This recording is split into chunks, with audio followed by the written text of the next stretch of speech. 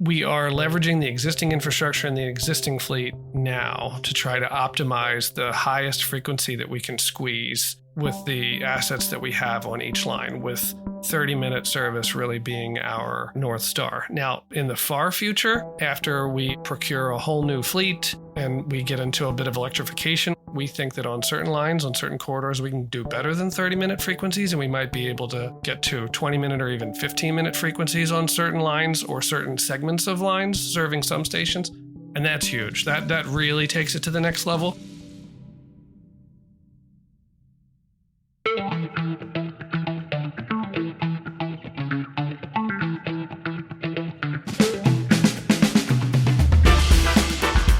Welcome back to Spilling the Tea, where we bring you the latest insights on the MBTA. I'm Andrew Cassidy of the MBTA's Customer and Employee Experience Department, and today we're thrilled to be joined by Michael Muller, Executive Director of Commuter Rail at the MBTA. Michael has been instrumental in guiding the transformation of the MBTA's commuter rail system post-pandemic, with a focus on innovation, sustainability, and customer experience. Today, we'll dive into exciting developments like South Coast Rail, move to battery electric trains, and the MBTA's vision for regional rail. Mike, thank you so much for joining us here today. Happy to be here. You are the Executive Director of Commuter Rail. What exactly does that entail? So that makes me responsible for the entirety of the whole commuter rail system, the commuter rail contract, the service, the operation, all aspects of the commuter rail as a mode. So that means like day-to-day operations oversight, the capital program, basically the primary representative of the customer in terms of managing the contract with Keolis.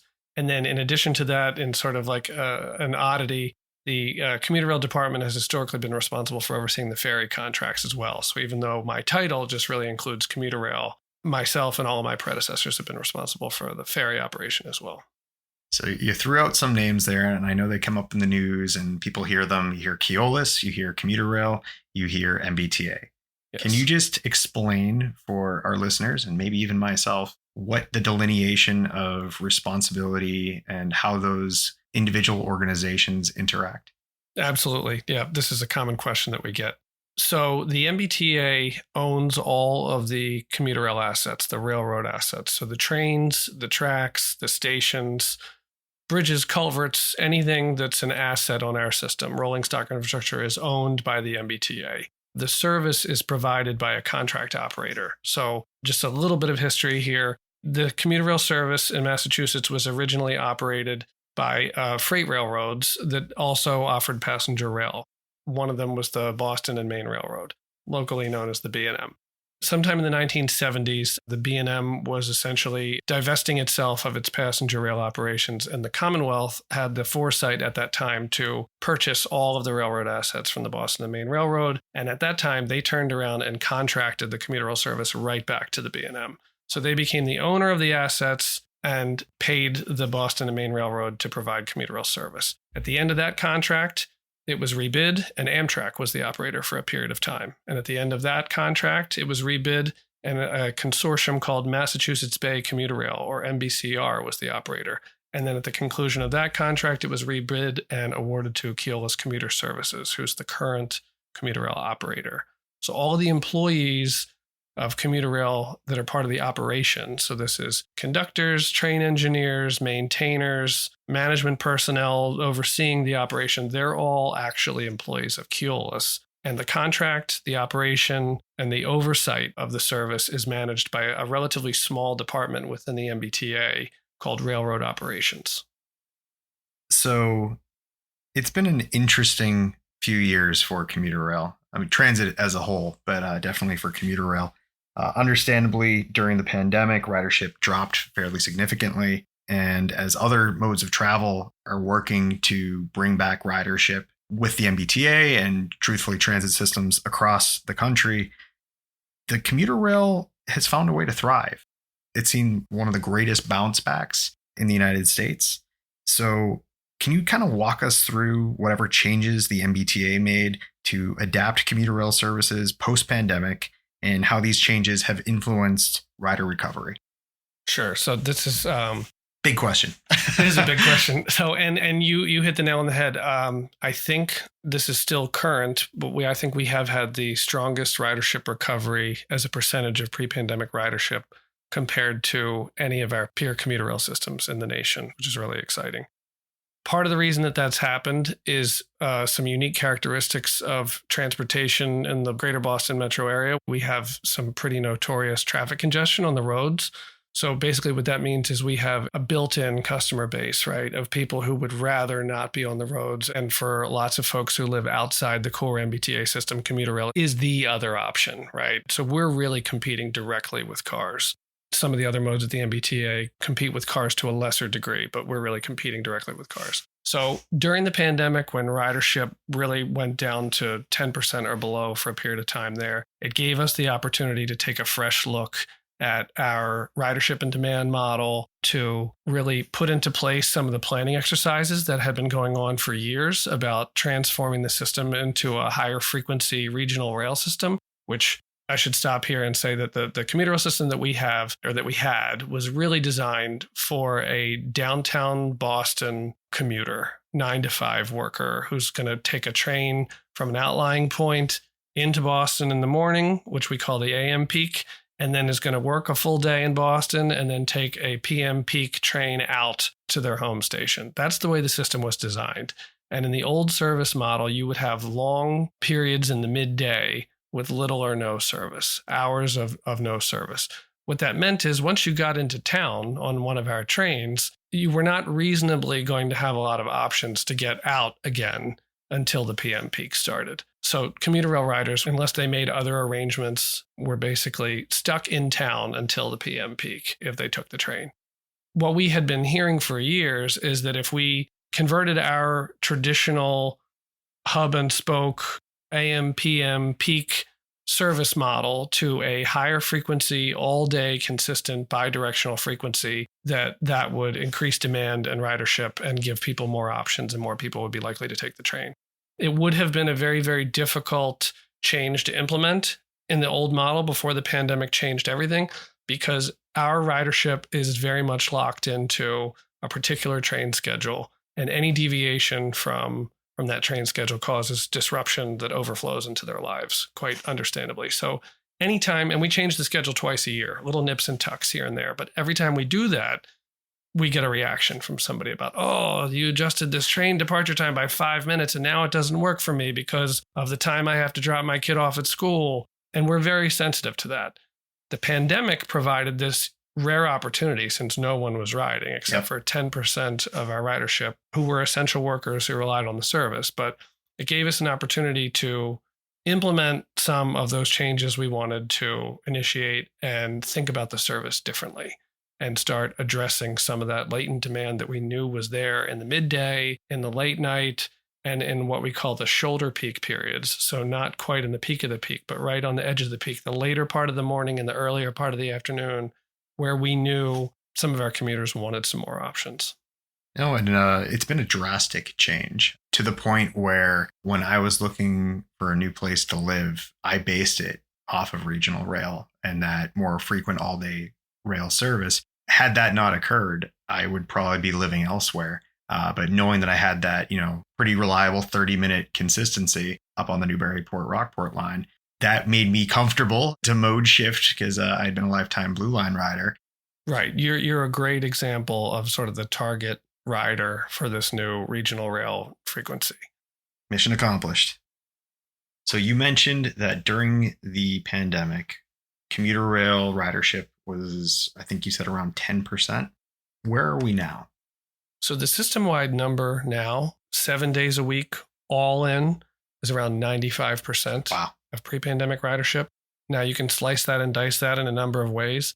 The strongest ridership recovery that we've had is actually on the weekends, where it's over 150% of pre-COVID service. And there's lots of theories about why that is, about what sort of happened to our collective psyche during the pandemic and people wanting to be out and about more.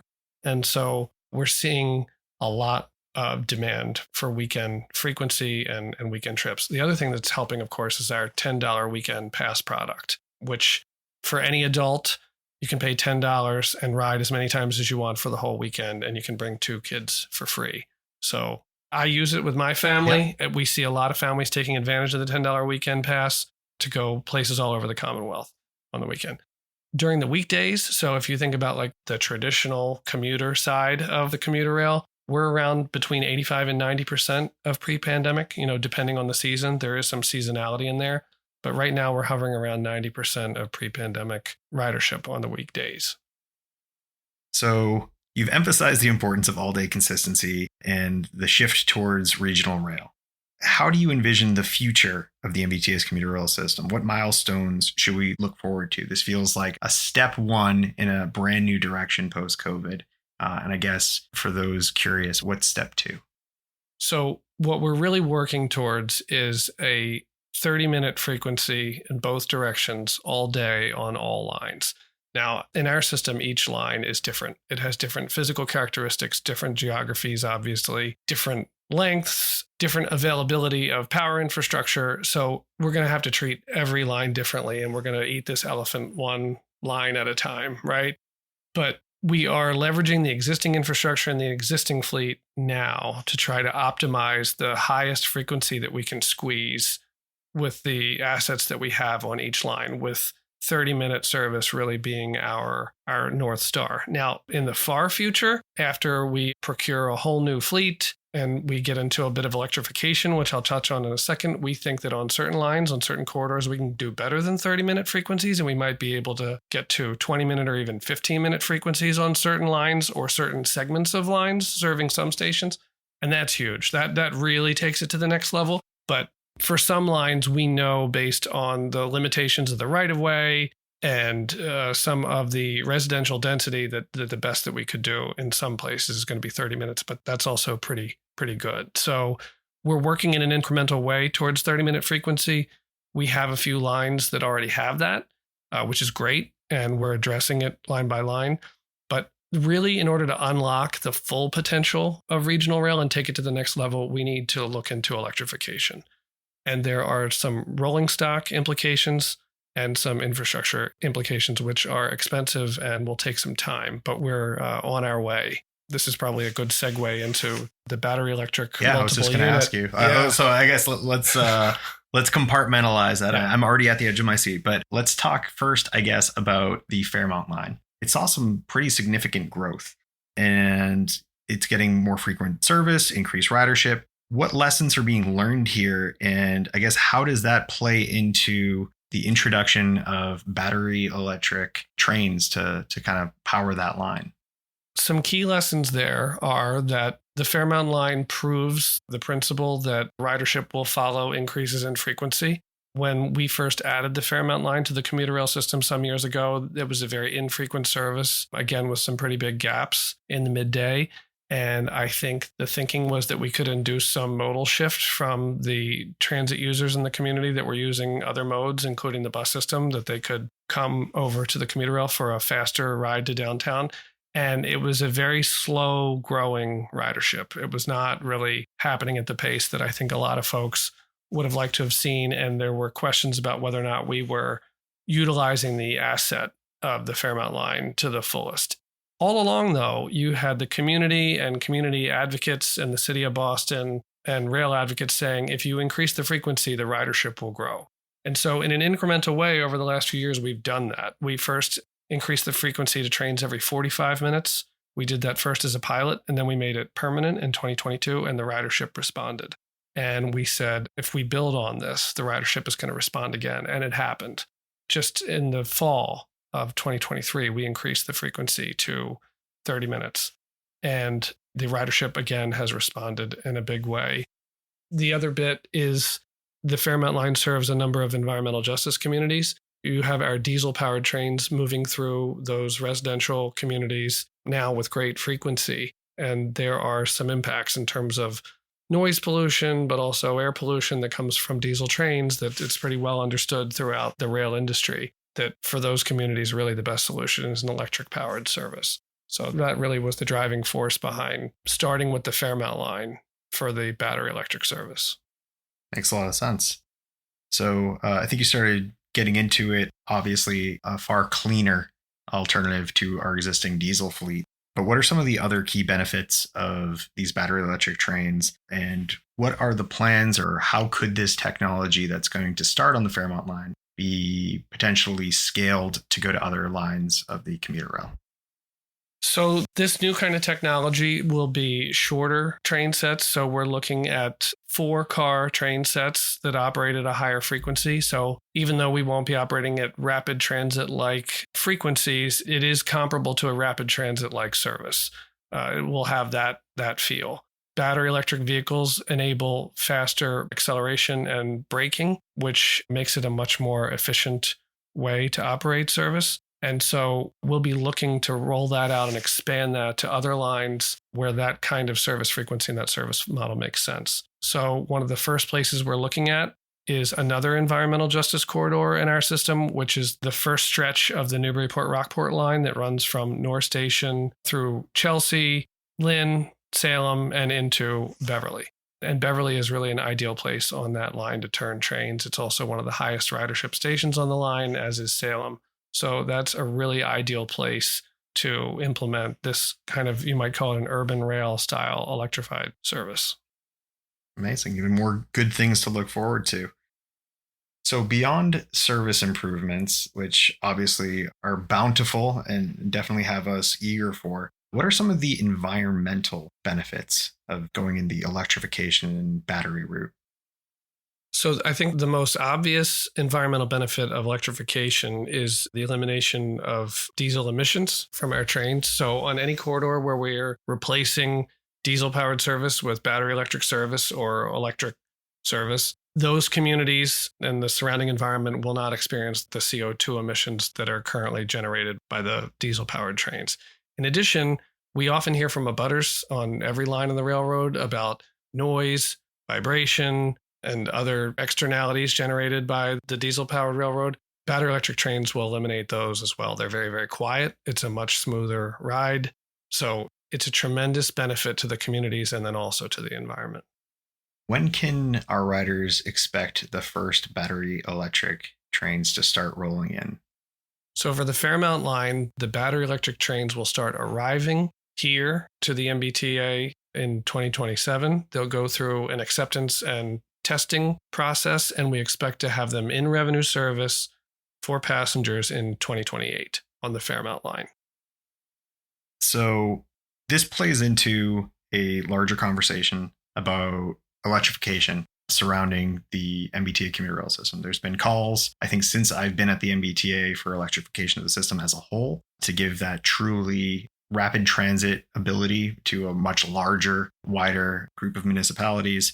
When the battery electric piece was announced, though, I do remember a couple of individuals, just because, again, I see all those rider comments. Some people thought this was in place of electrification, or somehow it would either slow or just negate it down the road. Do you see that as the case, or is this just, again, kind of a step in that direction with longer, larger plans ahead? It is definitely a step in that direction. This is actually our electrification strategy. So full system-wide electrification, the traditional tried and true model has been overhead catenary wires, which is what we use on our Green Line. There are other railroads in the United States, including Amtrak, that operate their entire system with miles and miles and miles of overhead catenary wires, the full length of the railroad. And that's the traditional way of electrification, using electric vehicles that use a pantograph to take energy from the catenary. Implementing that kind of electrification on our system, we have 600 miles of track, would be billions and billions and billions of dollars and take a very long time to add that kind of infrastructure system-wide. Now, not too long ago, that's the sort of electrification that we were planning to do, and we were costing it out, and we were, in the very early stages of planning for that kind of a transformation, but without the dollars or without any indication that there was any funding source on the horizon. As technology has evolved since that time, there's this concept that's becoming more popular internationally, which is called discontinuous catenary with the use of battery electric vehicles. And that's exactly what we're doing on the Fairmount line. And that's the electrification model that we think works best for our system. So the way that works is we will construct overhead catenary systems to electrify the network, but we will not put up continuous catenary over all 600 miles of track. So in locations where it is very, very challenging or expensive or even impossible to put up catenary through high density residential areas, drawbridges, wetlands, other protected lands where environmental permitting would be very, very challenging, you just don't put the catenary. So we've learned through our studies that we only need to electrify about half of the railroad with overhead catenary and power infrastructure. And then we'll use battery electric vehicles to draw power from the catenary when they're operating under the catenary, and then operate on a battery on the sections where there is no catenary. So they're basically using the electricity while it's available, but simultaneously charging a battery so that when there isn't catenary available, they still have obviously the power they need to continue on in a, I assume, seamless fashion so that passengers would probably not even know that this is taking place. Unlike, that's exactly right. Let's say like the blue line over at Airport Station where, everything shuts off, turns back on, they switch over from overhead catenary at Airport Station to then third rail to continue on for the rest of the system, where there's that kind of felt piece. Right. Technology has evolved to a point now where it is a seamless transition, as you suggest. No, that's fantastic. And again, one of the reasons why I love doing this is I get to learn these things myself. I did not know that was the plan with the battery electric pieces and that they would have that more long-term scalability, which is absolutely great to hear. As far as switching over to the battery piece, I guess, at least in the more near term, how is the MBTA addressing the need for infrastructure updates? Let's say just on the Fairmont line, but, scaled up beyond there. But what sort of things need to take place to support this electrification, such as recharging facilities and maybe different track upgrades or things on that infrastructure side? So that's the really tough bit. As we said before, it is very expensive, and we're addressing this through the MBTA's annual capital investment planning process. So in the current CIP, we have funding to pay for the power infrastructure and limited catenary for the Fairmount line, and to do some planning and design for some of the other lines. So we do have some planning money to get started on design for the environmental justice corridor of the Newburyport-Rockport line. In the coming CIP, we've submitted a funding request for the full cost of the electrification and power infrastructure for that corridor on the Newburyport-Rockport line. So it'll have to go through the same sort of capital funding prioritization process that all the other modes and programs for the MBTA go through. And we'll be optimistic that we're able to get the funding we need to electrify another line in the coming years. At the same time as this program and the sort of regional rail vision for commuter rail gains a lot of momentum and a lot of attention from stakeholders, we are going to apply for any federal grants and would welcome any funding dedicated to regional rail. Hopefully someone with deep pockets is listening to this podcast and willing to support it. So kind of looking at the now and what riders are experiencing right now, I do have a question regarding the implementation of both PTC and ATC, so positive train control and automatic train control. And I guess they've been seen as game changers, but I would really like to get your perspective on A, I guess, what are the difference between those two services, and B, how they're being utilized right now. So positive train control is a federally mandated anti-collision system. There was legislation passed probably more than 10 years ago requiring all commuter railroads in the country, and freight railroads as well, actually, to adopt positive train control. Without going into the details of the technology and how it works, it basically will prevent trains operating on the same tracks from colliding. And it does that using signal technology that's not dissimilar from what the kind of technology that's been in place on the MBTA subway systems for many years. Basically, trains occupy a signal block, and the system will stop the train if it tries to enter a signal block occupied by another train. That's the way positive train control works. And we will have completely implemented the positive train control and automatic train control system for the MBTA commuter rail system by the end of this calendar year. Oh, wow. So we're on track to do that. The program will be completed. Automatic train control is a key component of positive train control, and that really has to do with governing the speed of the train. So every segment of track on the system has a maximum authorized speed, and the maximum authorized speed is keyed into the signal system for every single one of those segments of track, and automatic train control will not allow the train to operate above the maximum authorized speed. Again, two things that you will probably not notice as a passenger, but that are working behind the scenes to keep you safe. So that's great to hear that everything's well underway and on track for being fully implemented by the end of the year. So everything seems to be going fairly well for the commuter rail. However, I do know that every now and then, as a commuter rail rider myself, there are sometimes both equipment and personnel shortages. Can you speak to that? Sure. And I'll start with some of the staffing shortages that we deal with sometimes. So as ridership has come back in a big way, the fastest recovery in the nation, that means that we need more staff to manage the ridership. Contractually, there's a link between the staffing and the ridership. And just as other sectors, including the MBTA, have struggled with hiring and recruitment to stay ahead of attrition, so has the commuter rail. So we are in the process of adding more classes of conductors and assistant conductors and really trying to meet that demand. But in the meantime, as we go through that process, we do experience some staffing shortages that can cause longer dwell times at stations. And unfortunately, in some circumstances, it has resulted in canceled trains. But we're working through it. We work very closely with Keolis on managing staffing levels and monitoring the effects of staffing on service. And so that's going to be an ongoing challenge, but we are well on our way. And then in terms of the equipment, I'll link this back to the conversation we had a little while ago about the fleet of the future. The current fleet, the legacy fleet, if you will, the diesel-powered locomotive push-pull consists, they are old and in some cases very tired. They've gone through several rounds of overhauls over the years. We have one of our older fleets that's still going through an overhaul process. Our youngest fleet of diesel locomotives, which was new in 2015, is going to be due for their own midlife overhaul in the next couple of years. And they are our reliable plow horses, but this is the fleet that we have to keep operating until we get to the future fleet, the battery electric fleet of the future.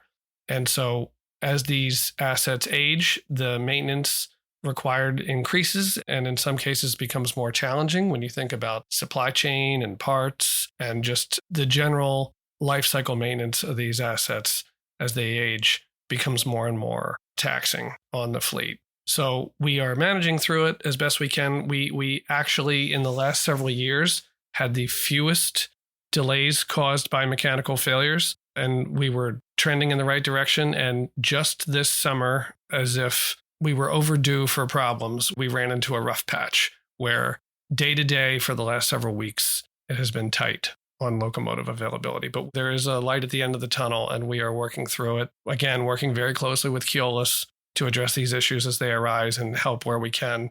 After all, we do own the assets, and where capital investments are needed, that's the responsibility of the MBTA, and we address that through the CIP. But as of today, the fleet posture is a lot better than it was yesterday and the day before that, which is very encouraging. But we do recognize the inconvenience it causes customers whenever trains are delayed or canceled because of staffing or mechanical issues with the fleet. And my number one concern after safety, of course, is reliability of the service. It's something we're focused on like a laser every day. The name South Coast Rail has been talked about for quite some time now. I've seen it on the side of trains. I've seen meetings come up about it. South Coast Rail is coming. The long-awaited extension to Fall River and New Bedford and some other South Coast communities is coming in spring of 2025. So this has been a long time coming. It's something that's been promised by a number of gubernatorial administrations in the Commonwealth, and we are as close to the finish line as we've ever been. As a matter of fact, just a few days ago, I had the privilege of riding an inspection train along with the general manager and some elected officials from South Station to Middleborough, and then on from Middleborough to Fall River and New Bedford, and then back to Taunton, where we had a public meeting where the general manager presented the timeline for the rest of the South Coast Rail project. We will be delivering South Coast Rail for revenue service in spring of 2025. And that's a fairly significant expansion of our network that'll include quite a few different municipalities and provide that service to obviously commuter rail, but then just the greater network as a whole. Yes, it's a huge expansion. It actually will create a whole new territory for the commuter rail system. We currently operate with a north side territory and a south side territory. It won't change the north side territory, but we'll be dividing the South Side territory. East and West. Right.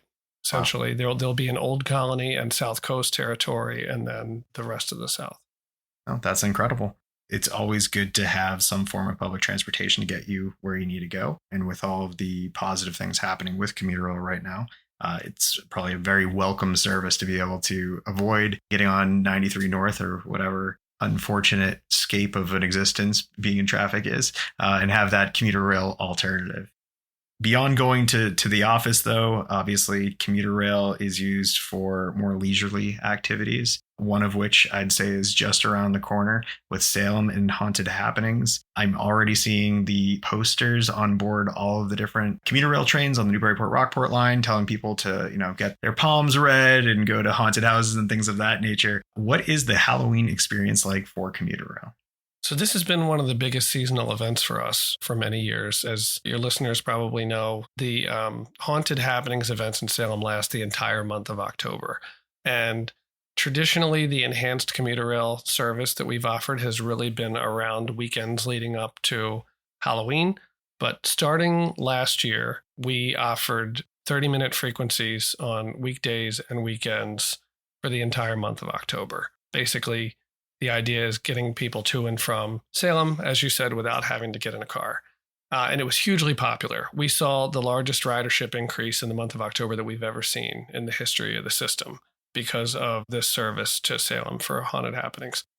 We're doing roughly the same thing again this season, building off of last year's success and making some nips and tucks here and there, but essentially offering the same level of service again. And although we do see lots of riders taking advantage of the service, in particular on weekends in October, it really ramps up to the weekend before Halloween and then actually Halloween night where you see the really, really large crowds. And we have some pretty packed trains. And generally on Halloween night, we try to slot in some additional trains as needed to meet that demand because we do have people waiting in rope lines to get on the trains. And so it's an all hands on deck event, but it's fun, it's popular, and it's something that we as a team, we really enjoy being a part of. There's something extremely unique about being on board a packed commuter rail train and everyone is in costume. It's such a unique experience. Yeah. And I live not too far from Salem and I love Salem, but this time of year, I would absolutely be taking the train a couple of stops as opposed to driving in because it gets more and more difficult. In September, it's already getting a little bit dense, but once you start getting closer and closer to Halloween, it is a scare unto itself. It is definitely something to avoid, and commuter rail is absolutely the best way to get there. Tourists and locals alike. Highly recommend. Highly recommended. There you go. Directly from the executive director of Commuter Rail himself.